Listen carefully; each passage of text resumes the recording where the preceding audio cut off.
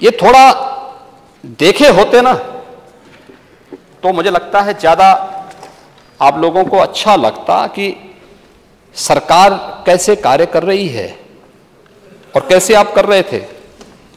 2016-17 में जो राज्य कर का राजस्व था वो कुल 86,000 करोड़ रुपए आता था, और इस बार इस जो वित्तीय वर्ष अभी 22-23 का चल रहा है 31 मार्च तक, 31 मार्च तक जो हम कुल रेवेन्यू लेके आने जा रहे हैं वह है 2,20,000 करोड़ रुपए से अधिक का।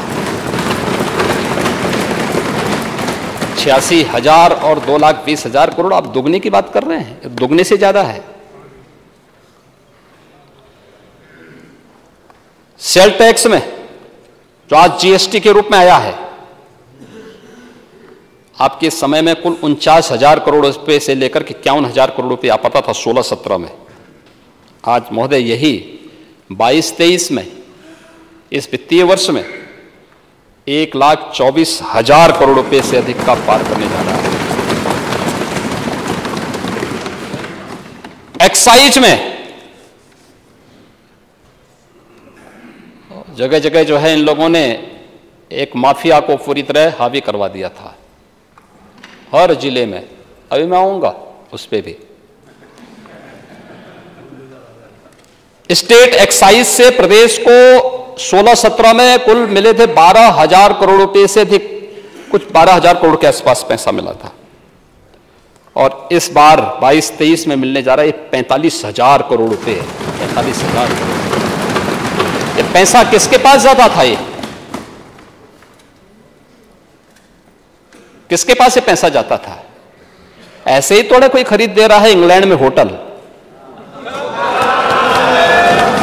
ऑस्ट्रेलिया में टापू, ऐसे थोड़े खरीद रहा कोई। ये सब प्रदेश को लूट करके खरीदा गया है।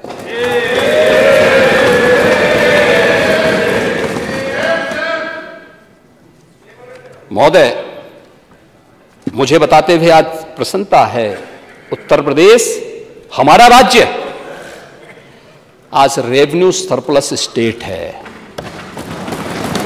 हमारे पास आज के दिन पर जो बढ़ा हुआ राजस्व है, यह हमारे यहां लोक कल्याण का आधार भी बन रहा है। गरीबों के लिए, अन्नदाता किसानों के लिए, माता और बेटियों के लिए, नौजवानों के लिए, इन सब के कल्याण का भी आधार बन रहा है। और इंफ्रास्ट्रक्चर डेवलपमेंट की, वर्ल्ड क्लास इंफ्रास्ट्रक्चर को डेवलप करने का भी आधार बन रहा है। रेवेन्यू सरप्लस यूपी जैसे स्टेट में, जिसको आप लोगों ने बीमारू बना दिया था, आज वो बीमारू से उभर चुका है। आज देश की बड़ी अर्थव्यवस्था में उभर रहा है। और मैं कह सकता हूं, अभी हमारा पहला ग्राउंड ब्रेकिंग होने दीजिए, उत्तर प्रदेश देश की नंबर 2 की अर्थव्यवस्था होगी, और उसके बाद अगले 5 वर्ष के अंदर आप देखना देश की अग्रणी अर्थव्यवस्था के रूप में उत्तर प्रदेश होगा। महोदय, ये तब हुआ है जब हम लोगों ने पिछले 5 वर्ष में कोई अतिरिक्त टैक्स प्रदेश की जनता जनार्दन पे नहीं लगाया। पेट्रोल और डीजल के दाम अगल बगल के स्टेट में जाके देखिए, यूपी में सबसे कम है, मिनिमम है। पेट्रोल, डीजल और पेट्रोल का दाम बढ़ने का मतलब हर उपभोक्ता वस्तु का, हर एक उसका दाम बढ़ जाना। लेकिन उत्तर प्रदेश में जीएसटी देने के लिए आज हमारा व्यापारी बंधु उतावला है, कह रहा साहब हम रजिस्ट्रेशन करा रहे हैं। 26 लाख से अधिक व्यापारी वर्तमान में जीएसटी में अपना रजिस्ट्रेशन किया है, और यही नहीं, लगातार कर रहा है। और सरकार ने भी हर एक व्यापारी को 10 लाख रुपए की सुरक्षा बीमा का कवर भी उपलब्ध करवाया है। महोदय, ये तब है जब हम लोगों ने कोरोना जैसी महामारी का सामना किया, इस सदी की सबसे बड़ी महामारी, सबसे बड़ी महामारी। और उसमें इस महामारी के दौरान सरकार की संवेदनशीलता थी। आदरणीय प्रधानमंत्री जी की प्रेरणा से प्रदेश के अंदर फ्री में टेस्ट, फ्री में उपचार,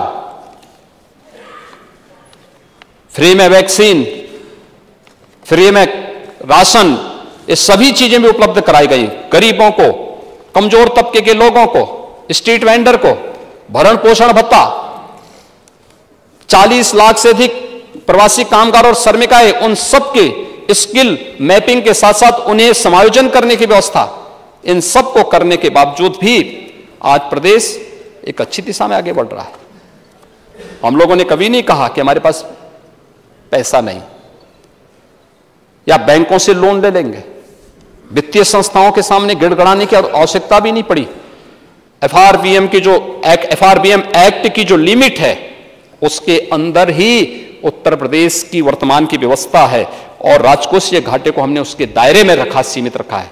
ये प्रदेश के बेहतर वित्तीय प्रबंधन का एक नमूना भी है कि इतनी बड़ी आबादी को कोविड 19 जैसी महामारी का सामना करते हुए राजकोषीय घाटे को नियंत्रित करते हुए ये वित्तीय प्रबंधन का एक बेहतरीन नमूना हो सकता है, जिसके लिए सरकार की सराहना करनी चाहिए थी विपक्ष को भी कि चलिए आखिर जो टेस्ट हुए, क्या वे टेस्ट क्या किसी की जाति देख करके हुए थे? क्या वैक्सीन किसी की जाति देख करके लगाए गए थे? क्या राशन किसी की जाति देख करके लगाए गए थे? क्या नहीं, ये तो सबके लिए, सबका साथ सबका विकास, यही तो है।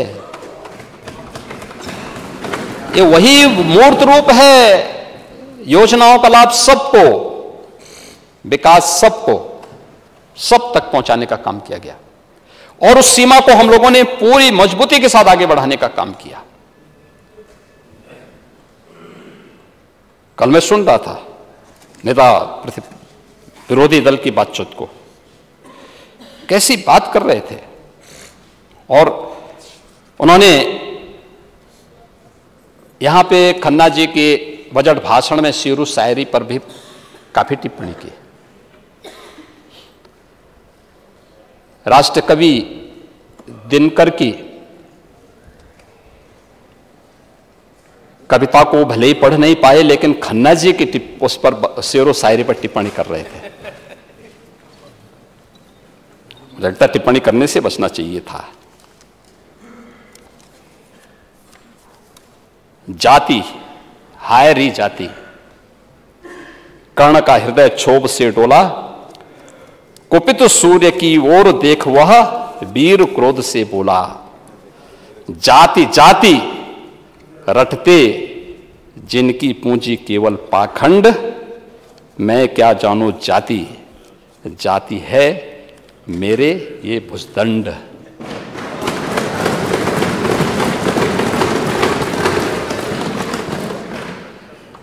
महोदय, कल मैं देख रहा था, पूरे टेलीविजन रंगे हुए थे प्रयागराज की घटना को लेकर के। पूरी घटना का जो साजिश करता है उसकी फोटो वायरल हो रही थी।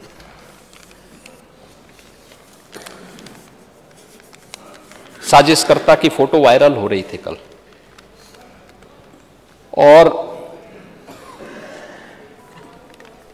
कोई उससे भाग भी नहीं सकता है। लोग कहें कि साहब सोशल मीडिया का जमाना है, लोग कुछ कर लेंगे। अरे हाथ मिला रहे हैं, पीछे आपकी पार्टी का सिंबल लगा हुआ है और तब भी आप उससे मुंह मोड़ने का प्रयास कर रहे हैं।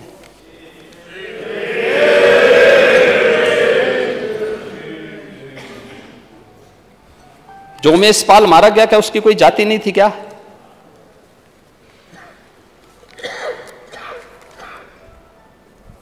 संदीप निषाद जो हमारा कांस्टेबल मारा गया, क्या उसकी कोई जाति नहीं थी? क्या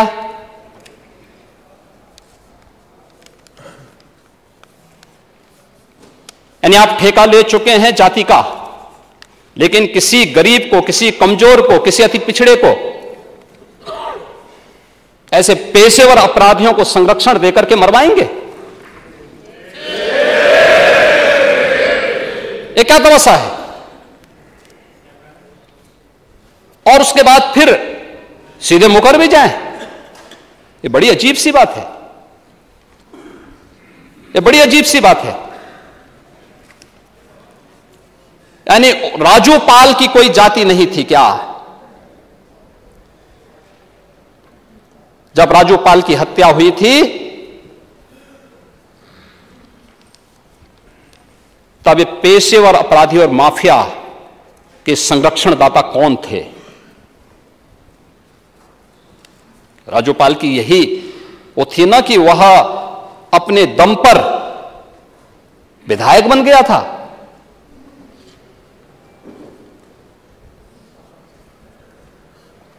आप जाति जाति की बात करते हैं। मैंने इसी बात को पिछली बार भी कहा था, जब हम विकास की बात करते हैं तो आप जाति का मुद्दा लेके आते हैं, हम गरीब कल्याण की बात करते हैं तो आप जाति के मुद्दे को लेकर के आते हैं, हम प्रदेश के इंफ्रास्ट्रक्चर को बढ़ाने की बात करते हैं तो आप जाति की बात करते हैं। जहां उत्तर प्रदेश की अर्थव्यवस्था को $1 ट्रिलियन की इकोनॉमी बनाने की बात करते हैं, हंसते हैं, अरे साहब 1 ट्रिलियन कैसे हो पाएगा?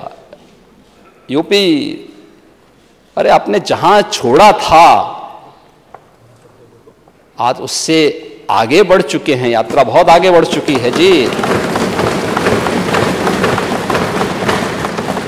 आज उससे बहुत आगे बढ़ चुकी है और हम लोग तो इस बात को मानते हैं कि है कौन विघ्न ऐसा जग में टिक सके वीर नर के मग में।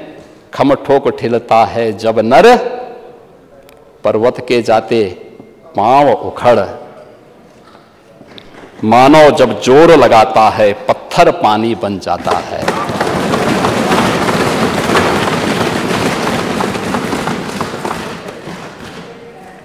ये होगा $1 ट्रिलियन की इकोनॉमी उत्तर प्रदेश बनेगी।